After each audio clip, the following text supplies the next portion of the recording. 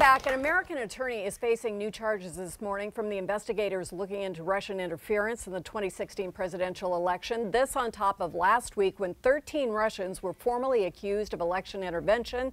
That indictment was 37 pages long and details a complex and years-long disinformation campaign. Here to help us sort out the significance of it, please welcome back Seattle University political science professor Marco Lowe. How are you? Good. Thank you for having me. Good to see you again. You've been in and out over the last year and a half helping us sort of dissect these things that come into the news that are kind of confusing at times. So here it is, printed out. It's 37 pages, kind of double-spaced. Anybody can read it. What do we know or think we know because of this that we didn't know before? The Russian government put together an organization to spread disinformation in America, to undermine democracy, and also do propaganda within Russia itself.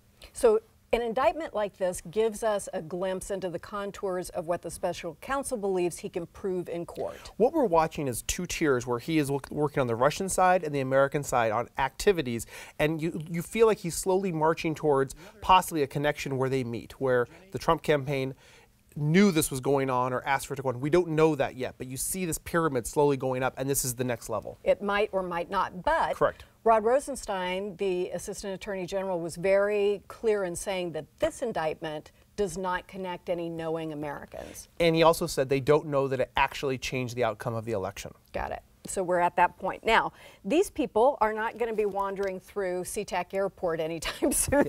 They're not going to come to the U.S. and be arrested and be put on trial. So what is the value of this as a starting point from the special counsel's point of view? It's a shaming tool. It identifies foreign agents that cannot travel anymore, but it also shows Russia, we know what you did. And again, it builds that case back towards the American side of the equation, because it is unlikely, however or why ever they were doing this, that they were doing it out of the goodness of their heart or political activity in the United States. So what did we learn? What do you think the hot points are out of this? When you read it, what jumped out at you? 24-hour operation of people posting things on Facebook and Twitter to undermine Hillary Clinton's campaign, boost Senator Sanders' campaign, and boost the then candidate Trump's campaign, including people traveling across America, making connections to hold rallies and other activities to further these efforts. It's astounding what you read in that. That was very surprising to me, that there were people who'd actually traveled here. They apparently lied on their visa applications. They too are, in trouble for that,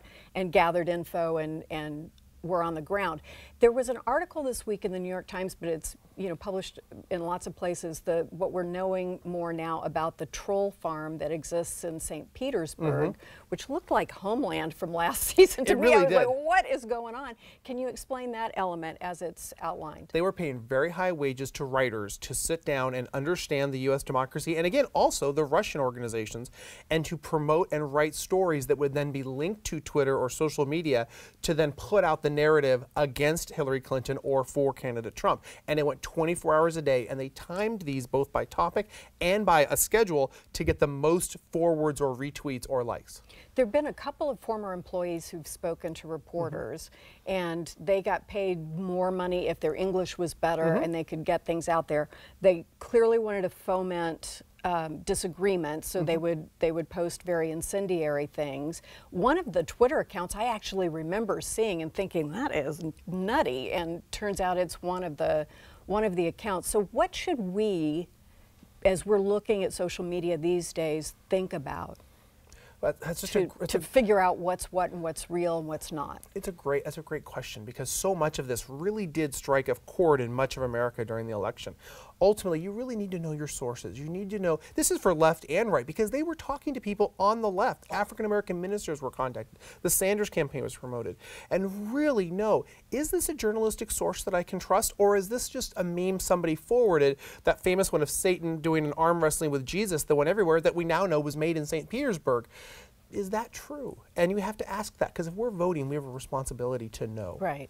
What is the history? We hear about Russian interference in the French election, in the Ukraine, obviously, and over Europe and German. And yes, exactly. And then we were sort of the last and greatest hit, apparently. What is their history and their purpose with this? Going back to the Soviet Union, the KGB was incredibly good at human intelligence. They flipped people very deep in the FBI and the CIA to incredible gain. We had the satellites, they had the people.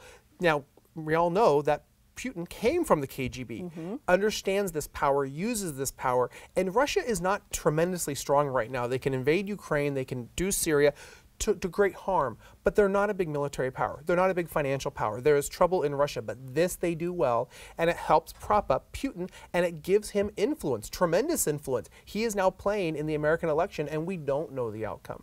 We heard from the heads of the intelligence community agencies testifying before Congress saying all of this is ongoing to this day. Nothing's changed from the last election.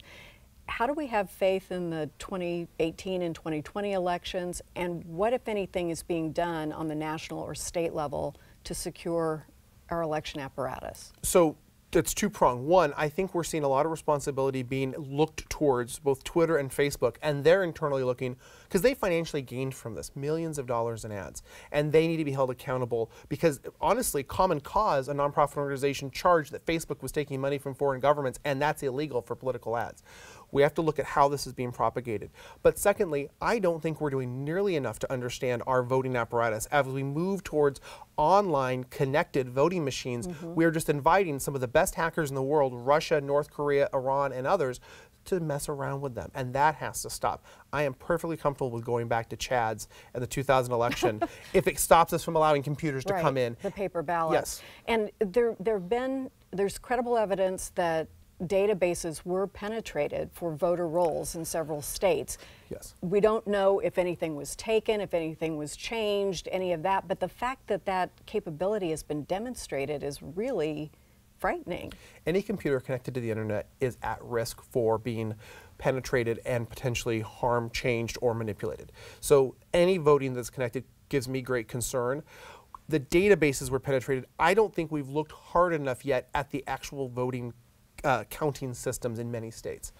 So if we as voters want to support, and this is, I guess I'm asking for an opinion, and that gets dangerous because we're trying to just get the information out there, but if we as voters, regardless of who we're voting for, what we believe in, want to make sure that the elections are free and fair, which is our calling card, right? What kinds of things should we be supporting that our lawmakers do? I think secretaries of state, and we have a great one here in Washington State, and Kim Wyman, who's with the Republican Party, should be long history. Yes, and wonderful elected official. We should be asking them to demonstrate to us that beyond any doubt, and with third-party validation, that our voting systems in Washington State and the rest of America are or there is no way to penetrate them. If that means they're offline, as some countries are doing now, they are offline. It may take longer to count the ballots. I'm comfortable with that. Maybe that's my next call, have her on and discuss that. Sure. Thank you so much. I appreciate it. Thank you for wading through these things for us. Up next, how you can easily give your house an exterior makeover. Look at that. I want one of those. We'll be right back.